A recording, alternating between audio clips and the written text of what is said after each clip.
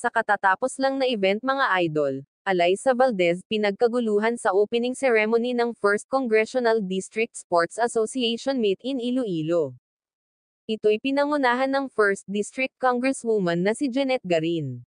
Naging maiinit ang pagtanggap ng mga aspiring athletes ng Iloilo kay Alyssa Valdez during opening ceremony ng naturang tournament at ito'y 1st Congressman District Association Meet na pinamumunuan ng kanilang congresswoman na si Jeanette Doc Nanay Garin na naglalayong ma-improve ang skills competitiveness ng mga athletes sa Iloilo. Naging guest speaker si Alyssa Valdez sa naturang event para magbigay ng inspiring message sa mga kabataang atleta ng Iloilo.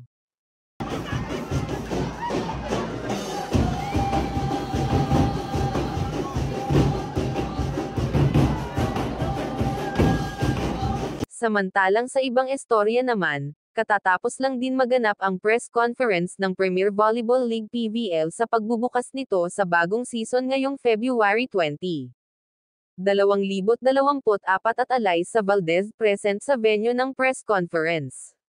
Samantalang sa ibang istorya naman mga idol sa katatapos lang na championship ng Philippine National Volleyball Federation PNVF Champions League Tournament, na kung saan naglalaban ang Signal HD Spikers versus Iloilo The Navigators para sa championship game ng Philippine National Volleyball Federation PNVF Champions League Tournament. Nanalo mga idol ang Signal HD Spikers against Iloilo The Navigators sa 3-1. Nakuha ng Signal HD Spikers ang Set 1, Set 3 and Set 4 para maiuwi ang gintong medalya sa Philippine National Volleyball Federation PNVF Champions League Tournament sa score na Set 1 27-25, Set 3 25-16 and Set 4 25-18. Tanging Set 2 lang ang nakuha ng Iloilo The Navigators sa score na 33-31. Kaya naging kampyon ang Signal HD Spikers sa Philippine National Volleyball Federation PNVF Champions League Tournament Men's Division.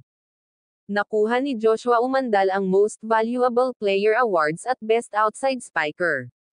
Silver medalist naman ang Iloilo The Navigators at bronze medalist naman ang College of St. Benilde Blazers matapos masweep sa bronze medal match ang VNS Aceret sa 3-0 sa score na Set 1 25-18.